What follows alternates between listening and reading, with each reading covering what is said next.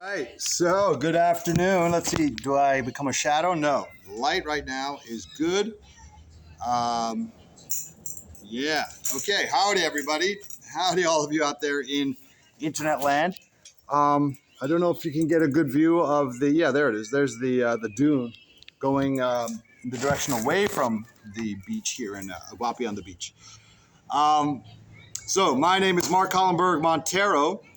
And this is now, I'm going to call this a boost for progressive Christianity, progressive interfaith Christianity spiritualized.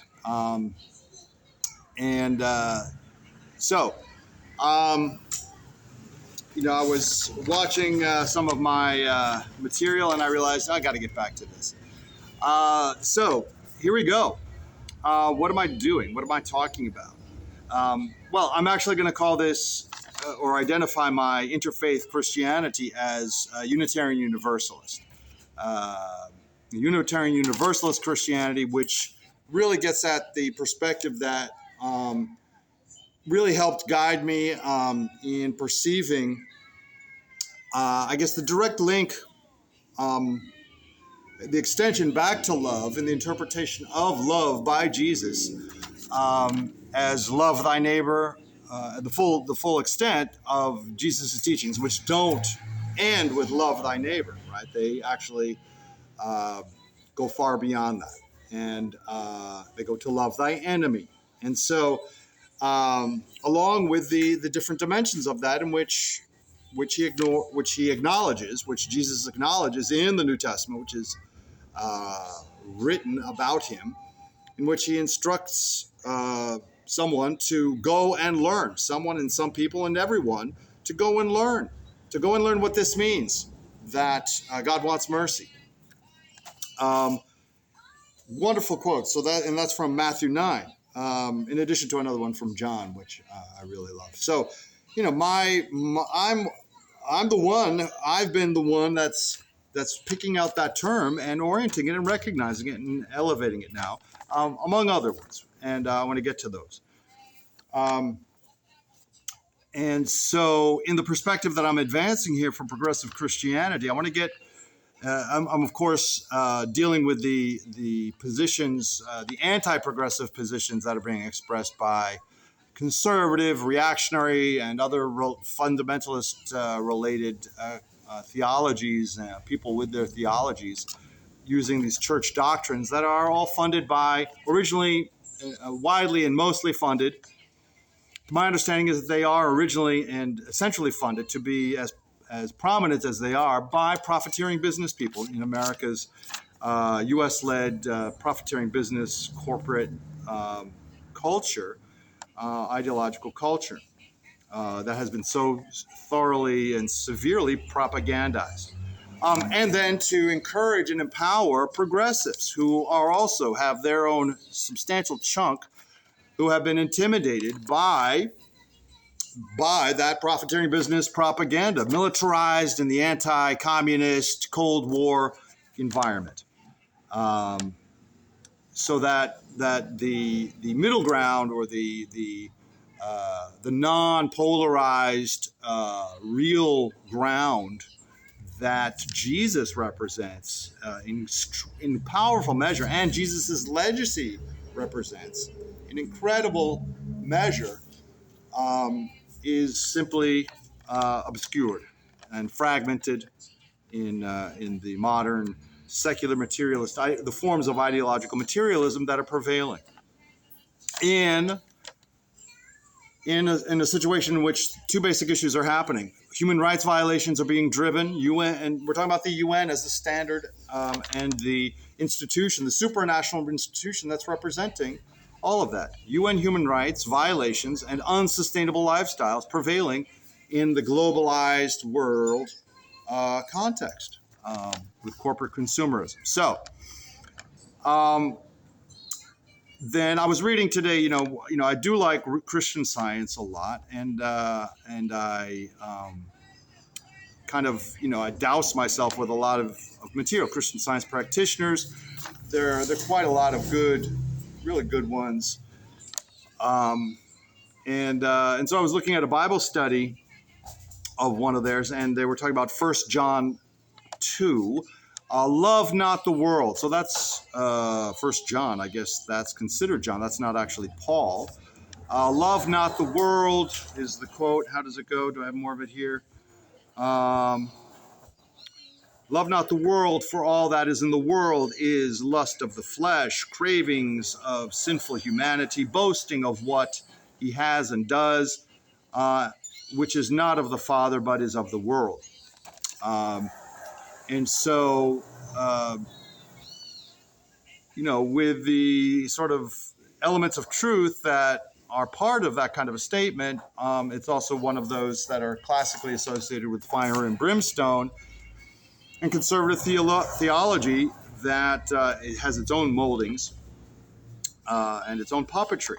But what we have here then, whereas we have certain levels of truth, like, you can't worship both money and God, we have the in-between truth. We have the integrated truth, which is that money can be used in spiritually empowering and responsible ways, to do good deeds, to shine your light by doing good deeds to honor God. And that is not in the Andrew Carnegie sense, but you can even get to the Leland Stanford sense, if you've ever heard of that. I guess many people haven't. I had discovered at some point in recent years that Leland Stanford was a robber baron, right? The namesake of Stanford University, right? Leland Stanford was a robber baron and had become incredibly wealthy, and apparently would have had to then exploit many people working for him, underpaying them, underinvesting in community projects to the extent that he was determining those communities for those workers and employees, and all the other related impacts that would mean. But Leland Stanford became a politician. He got elected to the U.S. Senate and became a staunch advocate of worker cooperatives, worker-owned businesses, apparently. So that then being one level, and one context in which he made some efforts that certainly contributed in some way, shape, or form to a more progressive message, but certainly not at the level of those who actually developed the working people, going back to the 1840s Rochdale near Manchester in the United Kingdom, where some 28 working people led by Charles Haworth actually developed the cooperative co-ownership business model in the form of a grocery store that they had there, which expanded sufficiently by 1895 to become the International Cooperative Alliance Organization, that based in London at that time that still exists and is part of now quite a huge network supported by UN COPAC for cooperatives, for the cooperative business model, and fair trade and so on. So now I'm talking about that, but let's see. I want to. So I'm kind of. I was digressing a little bit in terms of starting with this 1 John 2 quote. But so Christian Science then was sharing that material, and and I feel a strong need to respond to that with the integrative kind of perspective of Jesus's Good Samaritan parable, the Great Banquet parable, and so on. So now Christian Science otherwise in general has many wonderful things to contribute to a person on a spiritual path. Now I advocate Unitarian Universalism to help promote the spirit of an interfaith, interdenominational, spiritual seeking mindset, open to multiple kinds of practices to balance and get beyond the limitations of any kind of denominational boundaries and territorial kind of boundaries at various levels. So, but then that goes also into Quaker Friends. So whereas Christian Science then has some really good aspects in terms of understanding God as divine mind and divine love, and as an effective presence as we understand that, as we understand God as divine mind, divine love, divine principle, a divine reality, a metaphysical reality beyond our material perceptions that is more than abstraction. It can begin with abstraction, but as we are involved in spiritual practice, I started out with, what did I do? I mean, I opened my book, for one thing, to a world religions book to appreciate Huston Smith's description of the Chinese Tao. And I walked into a Unitarian Universalist congregation in the New York City suburban area, Garden City, where I was living where I grew up and was raised on Long Island. And but then at the end of senior year in high school, I took a Tai Chi class. So that was a specific spiritual practice that I was able to recall finally. And then I went on to, light reading in college as I was doing my intellectual search. I had a little book. I found a little book by Alan Watts. I bought a used copy of the Tao Te Ching by Lao Tzu. Started looking at it, dipping into it with its wonderful material. And step by step, Alan Watts, a little bit by him, Sheldon Kopp, another author, psychologist doing self-help, cross-cultural stuff. Very interesting, wonderful work. And D.T. Suzuki, a Zen Buddhist writer, and so on and so forth. Not even so much beyond that. But I did visit a Zen temple in, senior year. I also resigned from my intercollegiate fencing after 2 years to do some theater. After participating in a talent show and doing a Walt Whitman poem. To give some graphics here, I got my Walt Whitman in English here. And I heard the Learned Astronomer was the poem I did. And so then a year of theater in exploring that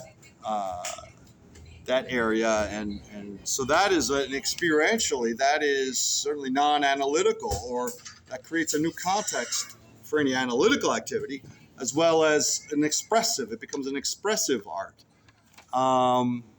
Then senior year, I took a class in Kung Fu, Hung-Gar Kung Fu, which included some Qigong, and so I basically learned forms. Hung-Gar was like, well, you don't actually learn any practical martial arts at this level. So it was, in fact, and it has always remained for me at that level, except that I took jiu-jitsu after that later on, and so it has converged to some level with that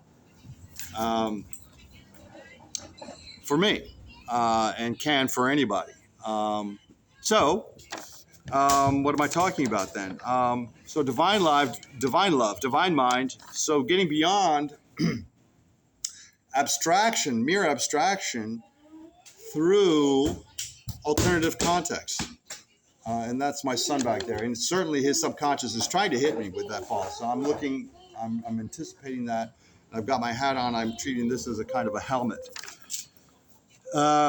So Christian Science then goes beyond that, divine principle. And so it becomes this opportunity. It's not just an abstraction in an intellectual sense, but enters into the approach and the experience taught by Mary Baker Eddy, who was able to heal people almost instantaneously in many cases,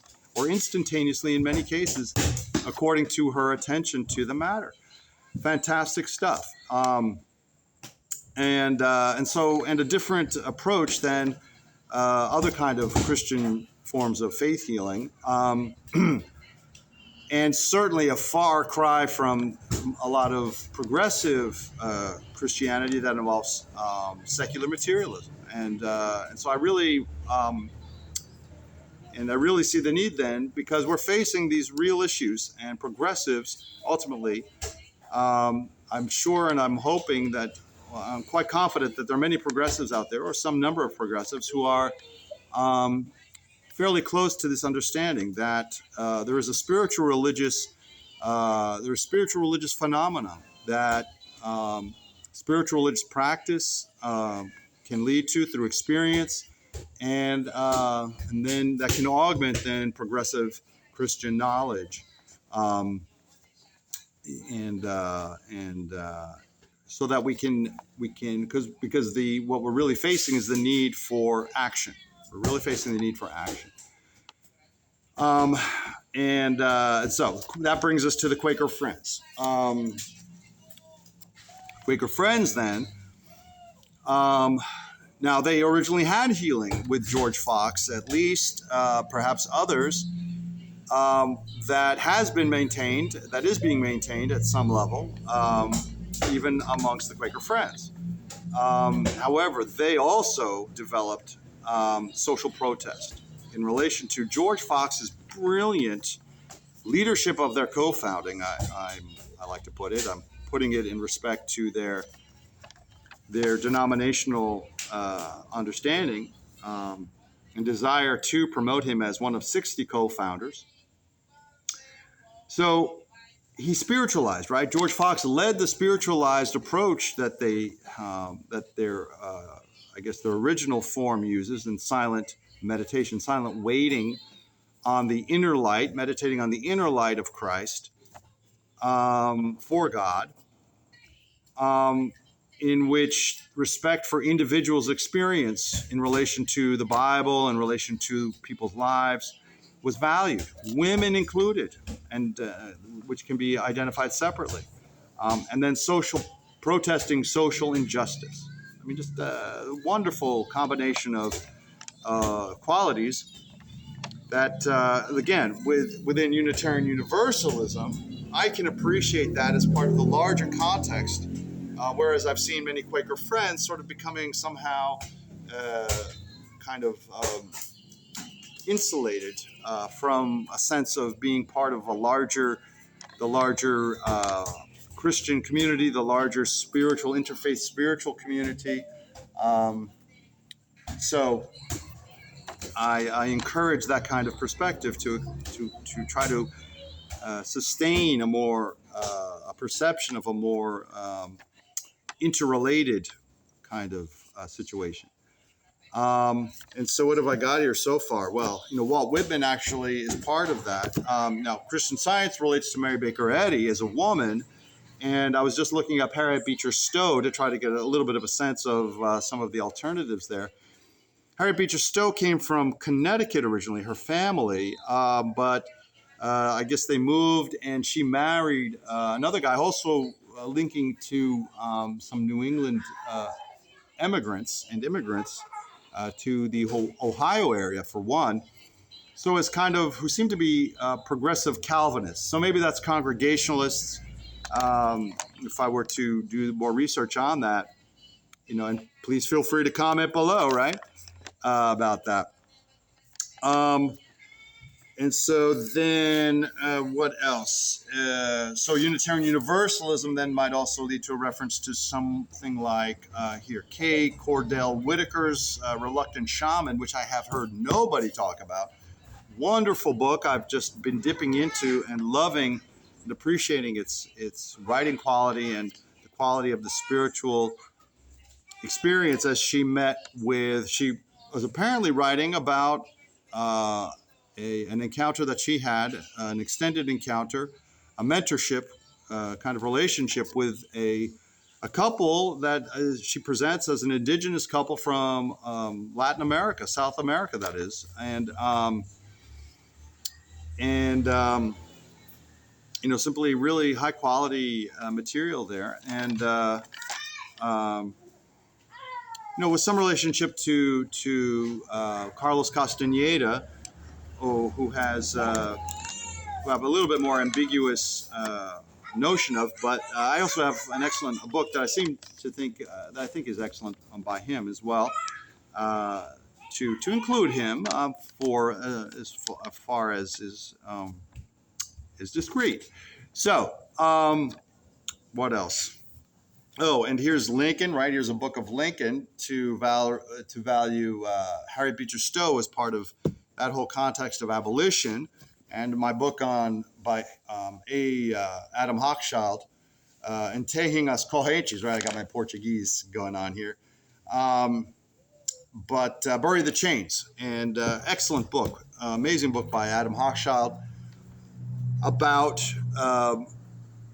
sort of giving new attention and a new level of attention and detailed research, historical research on the abolition movement, and so shifting the focus then from more conventional figures like William Wilberforce to Thomas Clarkson and his relationship to the Quaker Friends, who played such an important role, played a key role in spurring university activity around slavery and considering abolition issues that then inspired T. Clarkson, who joined with the Quaker Friends and other non-Quakers to create a non-denominational, interdenominational, or non-secular kind of organization for abolition. Wonderful stuff, including the involvement of Olaudah Equiano, an African-born guy who had been enslaved and who was freed in negotiation with a Quaker master of his. So wonderful, wonderful material there. And that's basically included here. What else? So, okay, so Buddhism. Oh, I got one of my Buddhism books here. Oh, here's my Mulherizinhas. This is Louisa May Alcott's book. I know she was, so maybe Louisa May Alcott is someone I want to look up as well, to get a sense also of kind of where she was in as women were making their efforts, and to understand a little bit more of the context of Mary Baker Eddy. Susan B. Anthony, of course, was there, and to understand how Mary Baker Eddy's own accomplishment can be appreciated as much as it is ignored. And here's my son, Kevin. Aqui é meu filho, Kevin, jogando bola, não é? Ô pai, lembra que a gente tinha aquela bola roxa com uma imagem de uma maçã? Lembra? Sim, era do vizinho. É. Eu vou pausar aqui. I'll pause it here.